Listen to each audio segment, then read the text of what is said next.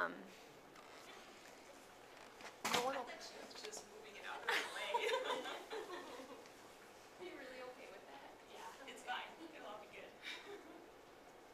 So you all have a booklet, you all have that stapled little packet. Are any of you you have pens if you want to write down anything? I have scratch paper here, does anyone need any? I'll take some. Sure. Thank you. Yay! Do you know where you're going to school? I am. Well, Anne, I'm ready whenever. this is Anne Dolan. She is the financial aid director at Southeast Technical. She's been doing this for a few years. Too long. Perfect. Perfect. Well, like Jessica said, my name is Anne. I work at Southeast Tech, and I have been doing this for a long time. I actually started in a financial aid office a long time, actually, right out of college. So I thought, oh, you know what, I can relate to the students and what I just went through. Well, now I'm on the completely other side. I have a junior, and we went to a financial aid or a campus visit day at a college, and you know, it's a completely different thing when I'm not here and I am out there. Just put a completely different spin on things. So my husband said, just take a deep breath, it'll be okay. And so hopefully tonight that's what we'll do for you as well. Kind of just, you know what, it will be okay. We've been there, we've kind of went through this, and I do it every day. But again, it is different, I understand that now. When you guys call or when parents say something, it is just different. It's your own kid that's going through it instead of just numbers or just words and just thoughts. So we're going to go through financial aid tonight. What we're going to do is we have an agenda for you. So we'll move up to the next. First of all, what does college cost? Now, I'm assuming that many of you have been to a campus visit, just like I was with my son, and they kind of go through that. What does it cost at that college? We're going to go through those same things. How do I apply for financial aid? So we're going to go through that piece. What types of financial aid are available? What should I be looking for, and what are the differences between those different types of financial aid? And then probably the most important is, where do I get more information? So we'll go through all of those. First of all, what does college cost? Now, we have one student in here. Do you know where you're going to go? Winona. You said Winona State. So have you looked at the cost? Have you been there to? I've looked at it a little bit, but I don't really remember the numbers. So Winona is a state university. So when we're looking at that, it's probably going to be about 7,681. Now, these are just the averages of all of the state use, so obviously it'll be a little bit different. But that's about what it would cost. Now, can anybody read that second line for me? 2013-14 what? Annual tuition and fees. Yep, so that's just the tuition and fee part. And now you can go on. And when we look at the cost, you know what, there's more than just those tuition and fees. You have to live somewhere, right? Are you going to live at home, or are you going to? Have a dorm. A dorm. So you're going to be on campus, so you have to have room and board. You're going to be having those expenses. And now, where do you get your books now when you're in school? You didn't know there was going to be a quiz, did you? I'm going to RCPC right now, so I get them for free, but Yeah, but right now you get them at the school, right? yeah. And so when you go to Winona State, what are you going to do? Either order them online or get them at the school. You're going to have to pay for them somehow, right? Yep, so you're going to have those expenses. And then there's transportation. Now, if you're living at the dorm, maybe that transportation is just coming home on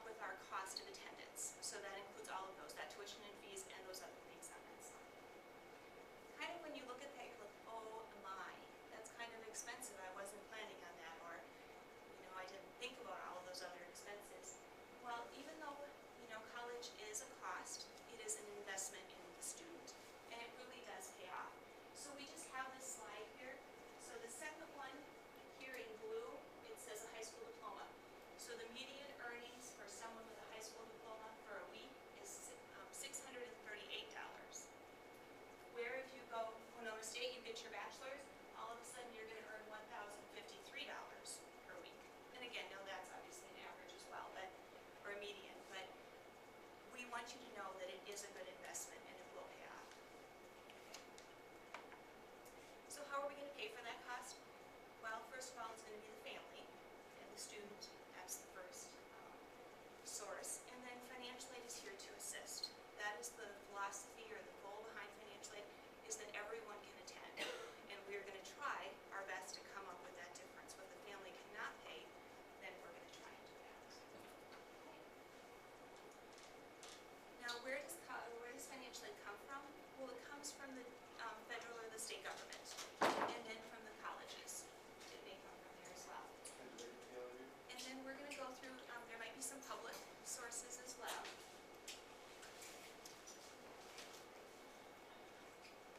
So that's where it comes from. Now, what different types of financial aid are there? Well, there is, first of all, merit-based. So that's something you would want to check with your college and see within that college what kind of grants or scholarships do they offer. And then there are grants that are need-based. Remember, grants are the free dollars, so that's what we're going to look at. And then there are loans, which are something that you receive now, and then the student will pay it back when they are done. Okay. And then the last thing that we have are employment opportunities, and we normally call that work study. But those are the different types of financial aid. Now we're going to get into how do I apply. The first statement up there says obtain a federal PIN number. When we apply for financial aid, we're going to do this, or ask you to do this, online. So you're going to go onto the computer and enter your information, but you still need to sign it somehow. So everybody has this little packet of information. And if you look on page, my pages are kind of cut off, I think it's page 8, the very last step, step 7. That's where, if you do a paper form, you need to sign it. Same thing, we're going to use that PIN number to just sign your information online. Okay, so that's why you need that PIN number. And then we're going to do a FAFSA form. That's the very first step, and that's what this is a FAFSA form. Okay, this is just the initial application. This doesn't mean once you do this, you're done, just so you know. And then complete any school financial aid information. So if anybody is going to Northfield and they're going to go to Carleton or St. Olaf, they require what's called a profile as well. So some schools will require something extra, so make sure you check with them. This FAFSA form is used for any federal or state aid. The only reason that the school would ask for something in addition to this is if they have their own institutional dollars that are need-based. Sometimes they're asking for some additional things. Now, when we go through this tonight, I am going to tell you to complete your taxes first. But I do want you to check and make sure that the college doesn't have a deadline. So if the college deadline is April 1st, but you don't normally do your taxes until April 15th, maybe this year we can try and do it a little bit earlier, or contact that college and say, you know, what do you want me to do? There is an option on your FAFSA form to complete estimated taxes, to complete this with estimated taxes, and you'll want to ask them if that's what they want you to do. Okay? So make sure you check that. You can normally get all of those deadlines right on the college website, so just go to that. And then we always want you to apply for scholarships, and we'll talk more in detail about that as well, both at the college, but then here at the high school, at maybe employers of parents, other community events, churches, organizations, things like that. So make sure you're always checking that. Now, as we go through this information, it's pretty straightforward. There's not anywhere where you can say, hey, I entered all of this information and it's all accurate, but I want you to know this about me. Maybe 2013 I was working and now I'm laid off. Or 2013 we had a ton of medical expenses out of the norm. Let the financial aid office know those things. That's not something you can put on here. And I won't promise you that the financial aid office will say, oh yeah, since you had medical issues, we'll just do this for you. They can't do that, but let's see if they can help you. Okay. Now we're going to kind of go through those steps. The first thing that we talked about was the PIN number. So you will go to this website, pin.ed.gov. And actually, if you go to this college website, it'll have all of these things for you in here as well. there's a website here that will give you all of those. So if you don't want to write them down, you can always go to the back of this packet. There's the Get Ready website, and it will have all of this information as well. And Jessica can give you this presentation too if you want. Yep. So this is the website that we will go to, and you will click on Apply for PIN, and then you will put down your name, your social security number, your date of birth, your address, just your general information, and then you are going to answer a secret question, and they give you a list of questions that you can answer, and then you will actually create your own PIN number. It's 4 numbers that you will use. So if you have a garage code, or I always use the same code, you can use that same one. You get to pick that. Okay. Your PIN is active right away for you to complete your FAFSA form, so you can complete your PIN tonight when you go home, or you can wait and do it when you complete your FAFSA. Okay. Now in green there, can anybody read that for me? Well, student and parent. Yes, because again, when you look at the back of this, on page 8, we had to have both a student sign and a parent sign, so both of you will need a PIN. I have a question. When you have another child that's already done FAFSA, is it the same PIN It number? is the same PIN for you, yep, or for, yep. Right. Your student would need to have a different one. Yep. But yep, your PIN is good forever, so make sure that you put it in a safe place. Good question. Now, maybe you had another older son or daughter that did this, but do I remember my PIN number? No, I don't. You can go back to the same website, and the third one down on the left-hand side is Request a Duplicate PIN. And that's where you would put in then your information along with that secret question, and you can get your PIN again. Now this, I said, is the FAFSA form. This is the first step in applying for financial aid. And again, we want you to complete this online. We will actually go through this paper one. The one that I've given you is the full FAFSA form. It has all of the questions in it. When you do it online, if you don't need to answer the next question based upon how you answered the first question, it'll automatically skip that for you. Okay, so we call that skip logic. So that's built in for you.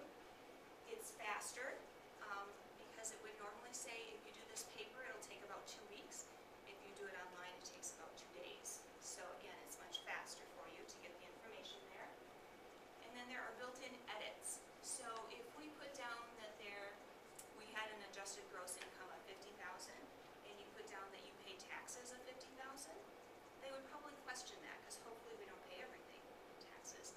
So there are some of those just built-in edits that will maybe ask you that question again, or give you kind of a, is that really how you wanted to answer that?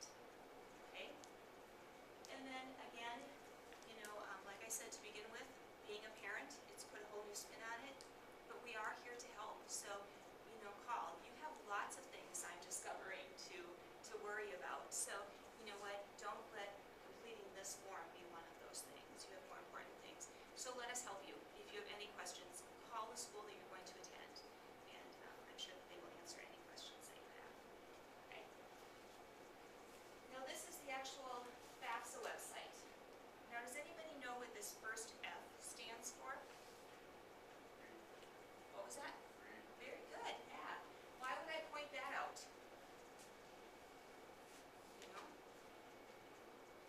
I know. Do you? Can you tell us? Because there are other websites out there that you can do the same exact thing, but they will charge you. Yes, exactly. So make sure you go to FAFSA.gov, G-O-V. FAFSA.com works just fine, but at the end they'll charge you $80. So if we saved you $80 today, it was worth coming. When you get to this website, you will, obviously the first time, just start a new FAFSA form, but maybe you started it as the student because you are a great student and you are excited to go, and you go in and start it, but your mom isn't there, so you just save it. That's okay. You can come back then and log in, and then you can finish it, so that's okay.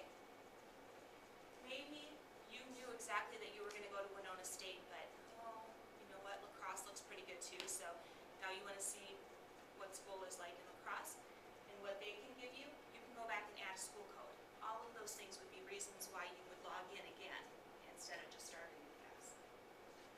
Okay, those are all the things you can do at the site. Once you click on Start a New FAFSA, this is what it will look like.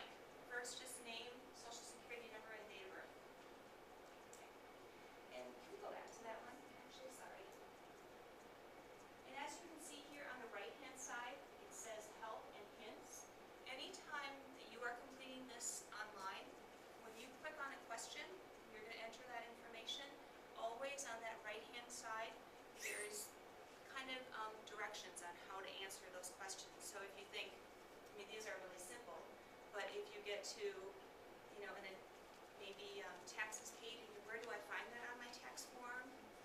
You can always go there and it'll help you out with that. So that's a really great, useful tool. Make sure that you do that. Okay.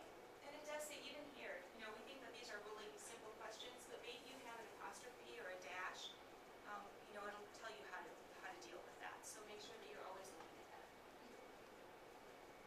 And then we're going to kind of go through this and this application at the same time. So what we have there is actually step 1 of your FAFSA. So that would be on page 2 here, or 3, excuse me. So again, just general information about the student. That's pretty straightforward. This is just all information about the student.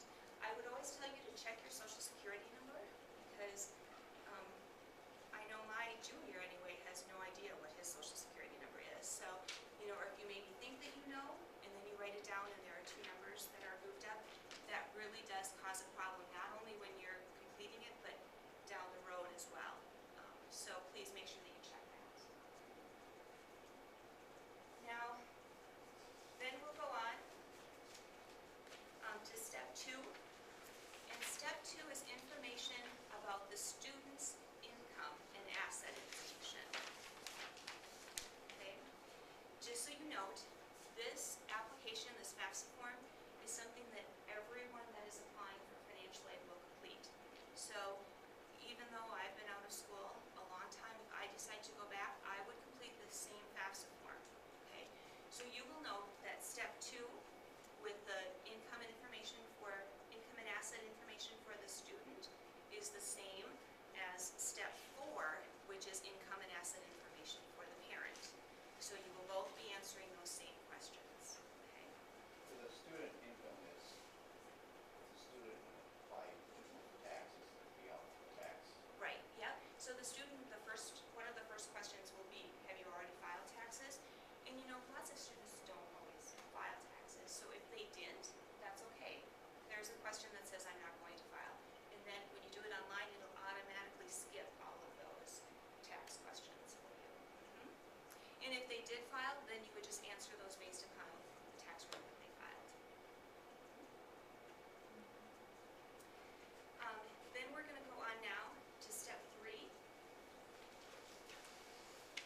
Now again, remember everyone completes this. So tonight, I am going to assume that all of our students are going to answer no to all of these questions, and then they will go to step 4, which is parent information.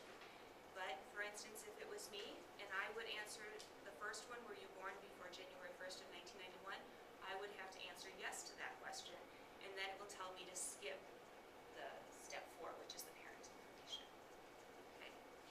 So again, for tonight, I'm going to assume that everyone is skipping that. And then we're going to go right over to step 4.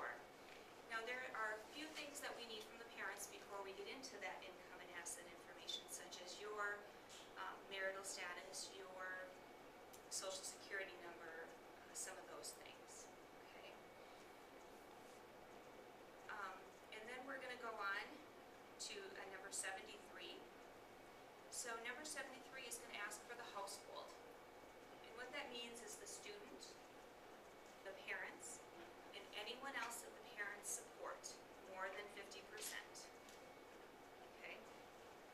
If you have an older son or daughter that's already receiving financial aid, sometimes parents will come in and say, well, they're not at home anymore. They're at Bemidji State, they're not living under my roof. But you had to use your information on the FAFSA form, so you would still include them. Okay, even if they're not living at home, that's okay. And then number 74 is anyone out of 73, whoever is in the household, how many are going to school? Okay. And just know we cannot include parents. So if you are actually a college student and you are a parent, make sure the financial aid office would know that. That would be something you would want to tell us. Okay. And then 75 through 79 are other need-based benefits that you can receive. So if you are receiving any of those, please make sure that you note that on here. And then we're going to start with the income information. Number 80. ask if you have already completed this. Now, another reason why you will be glad that you came tonight is because a couple of years ago, the Department of Education and the IRS kind of started talking to each other. So instead of you going in and taking your taxes and copying everything down and finding the right line on your taxes, you can now link to the IRS and just pull that information right into the FAFSA form. Okay? It is great. Everyone that uses this tool is very happy. It shortens the time frame, it's accurate information, there's not any mistakes because it pulls it right in. And it's already, we know it's correct, so that is awesome. When you get to this section, you will state here that it's already completed your taxes, and then you will be able to say what parent it is, or if it's the student, it would ask for this, but if it's parents, it will ask, is this the mother or the father? And then you will use that PIN number that you created at the beginning, and you will link right to the IRS. Okay. Oh, no, I haven't, sorry, go back. I thought I had it on a different slide. You will see though over here, there are some exceptions. If you are married but you filed separately, it can only pull in one tax form at a time. So you wouldn't be able to use this retrieval tool. Common for us sometimes if students just got married and they were filed separately for 2013, but now they're married. Again, we can only pull in one, so they couldn't use this. The other reason that you cannot use this is it does take about 3 weeks from the date that you file your taxes until we can pull it in. So you do have to give yourself a little bit of time. Okay? And that's for what questions? Well, here it's for 80. Oh. You know, it starts here. But then if you continue and you look at like 85, 86, 87, it will pull all of those answers in from the IRS. Yep. So now you can go to the next slide. And you will see, and this comes right after you say that you've completed your taxes. Okay, online. And then what will happen is you'll pull this information in. You do have to put in a few questions though. You'll have to answer like how you filed and a couple of other, I think maybe your address. And then it will pull this in, and this is what you will see. So it should have your specific information, so you can kind of verify, yep, this is the right, this looks good to me. And then on the bottom here, not the top one, but the second one up, says transfer my information to the FAFSA form. So even though the IRS and the Department of Ed are now talking, they're still 2 separate organizations. So you need to give the IRS permission to put it into the FAFSA form. So that's what you're doing there. And you click on that box and then you would hit transfer now. And then you can go to the next slide. And that's when you will see, you know, like I said, 85, 86, and it will say, see how up there it says transferred from IRS? That's what you will see, and that's the key that it worked. Okay. So it should pull in 85, 86, 87, 88, and 89.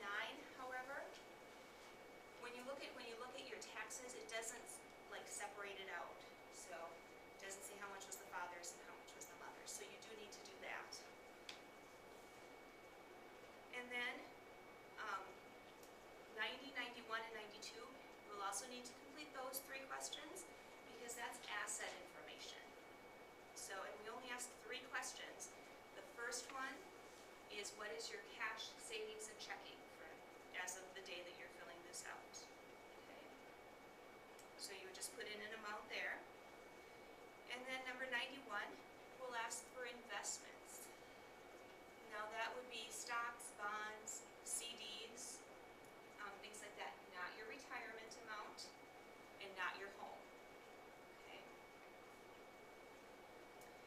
And then number 92, it will ask if you have a business or a farm. Now, if you have a farm and you live on that farm and you operate that farm, you do not need to include that. Okay. And again, look on the right-hand side and it'll give you those hints. And if you have a business, but it's a small business and you have less than 100 employees, you don't need to include that either. Okay. Now let's say you have 120 employees and you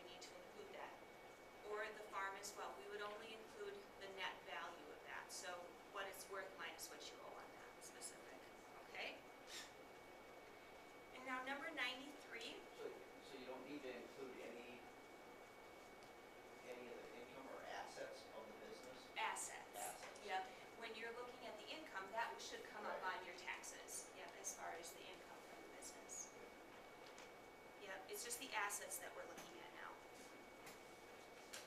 And then number 93, those are things that are already earmarked to go somewhere. So an example would be if you're paying child support as a parent for another student, that money already needs to go somewhere, so you put that in here, and then it'll take it right off of your adjusted gross income. They'll take that as part of the formula, okay? So that's what number 93 is. Now, not that you're gonna do this right now, but I do wanna point out number C on 93. Need-based employment programs, that would be work study. So if you get to school in the fall and you can do work study, I would encourage it. Because if you know you're gonna work, and working at the school under work study or working at Target, if you work at Target, that will be included in your adjusted gross. Where if you work at work study, we're gonna give you a W-2 just like every other job, but you're gonna be able to include it in C as well, and it will come right off of that adjusted gross income. So it's a great program if you have the option to do that. Okay, and then number 94, this is untaxed income. Now some of this will come directly, this is actually our untaxed income screen, and some of it will come directly from the IRS, but there are some things that are not on your taxes, so you'll need to complete those as well. Okay? And then, now step 5 would be if we didn't include parent information, but when you include parent information, you're gonna just skip step 5. Okay? And then the last one that we have on here is step 6. And that is what school you're gonna go to. Because again, this is actually a Department of Education form and website, so you need to give your okay that you want your information to go to that school, so you will indicate what schools. Now if you note 103A, for instance, there's a code there. If you go into this Paying for College book, if you look starting on page 52, at least all of the colleges in Minnesota are listed here, and you will note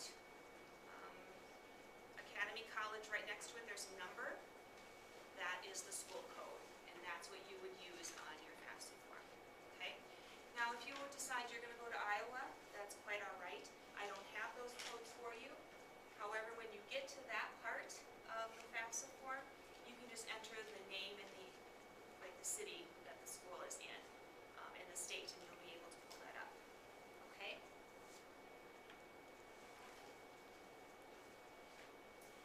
Now, first of all, does anybody have questions about this FAFSA form?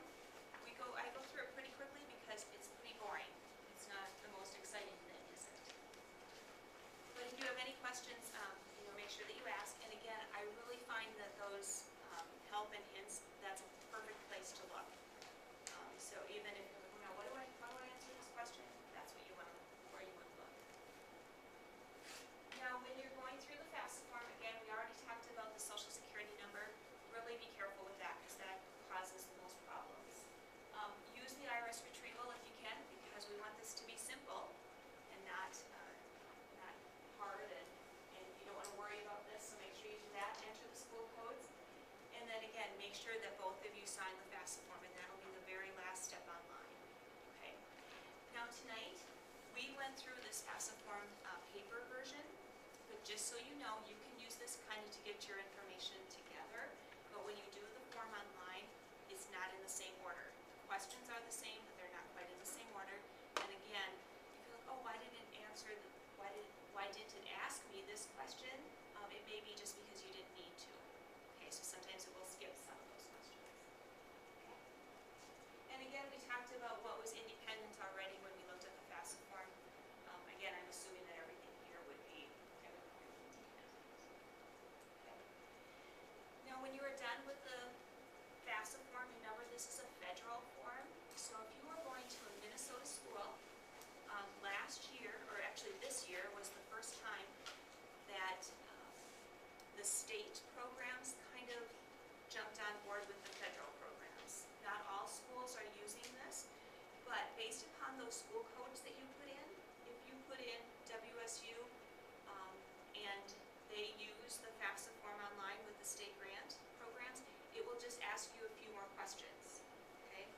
So if after you are done with this and you get your confirmation sheet, and then it tells you or it prompts you to go and do some state questions, you want to do that. Like I said, not all schools are online with that. We actually do not use it. So if you put in just Southeast Tech, it would never prompt you to do that. Okay.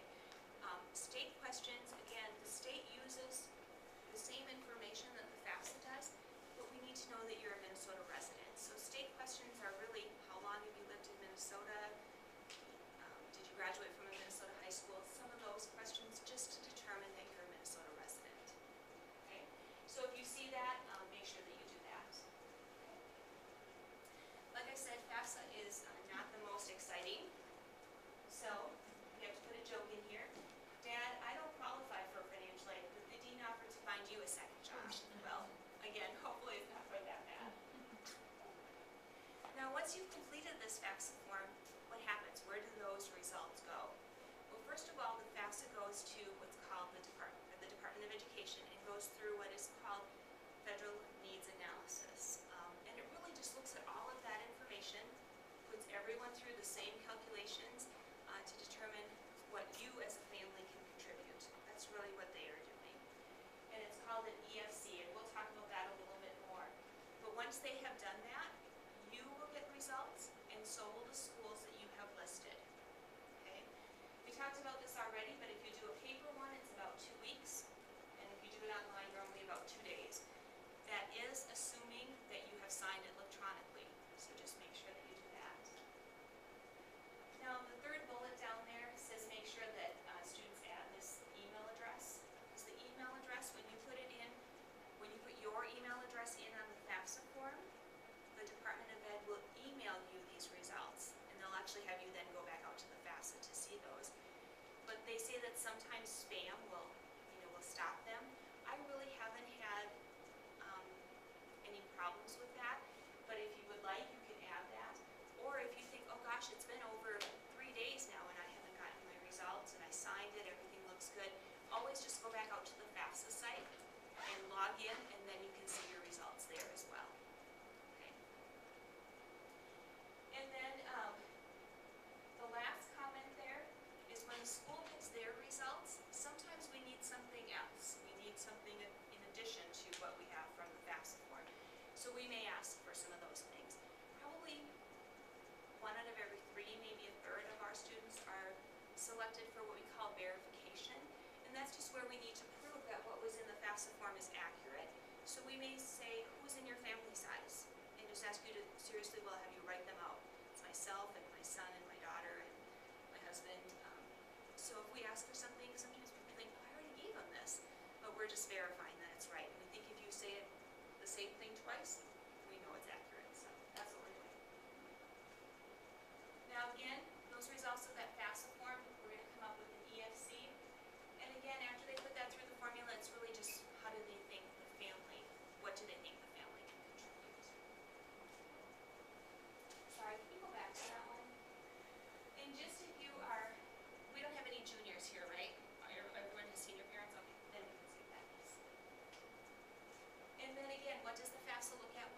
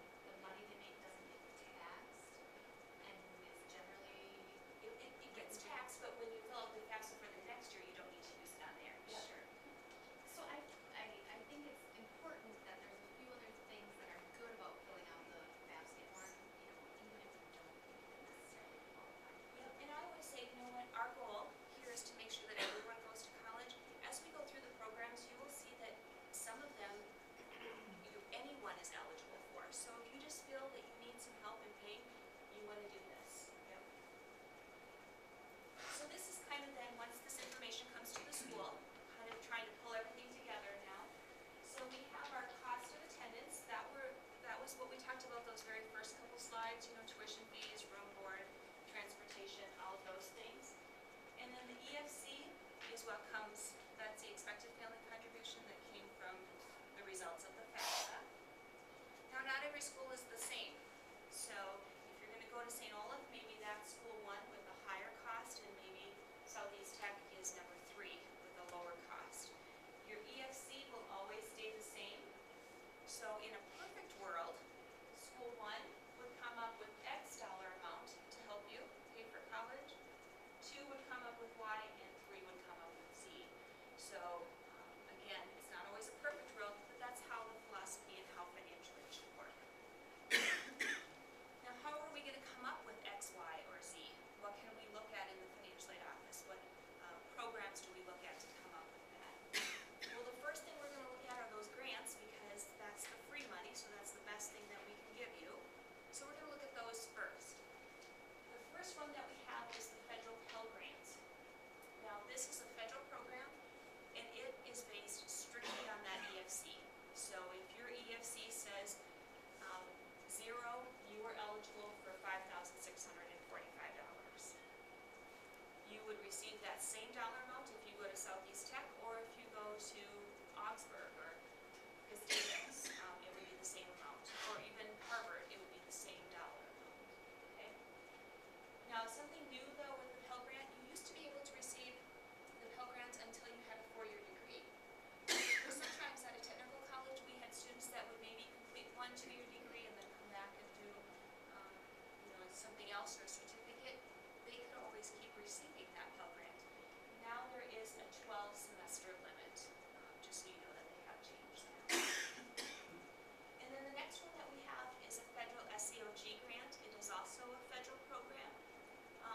The school, however, gets like a pot of money, and then the Department of Education has given us some guidelines that you need to be eligible for a Pell in order to receive the SEOG. But we then follow those guidelines, but we kind of have a little bit of leeway with that. We have to set up our criteria, but we do have a little bit of leeway. But once it's gone, it's gone. If my pot is gone, then I don't have any more to award to students. So this would be one where if you can apply early, that would be better.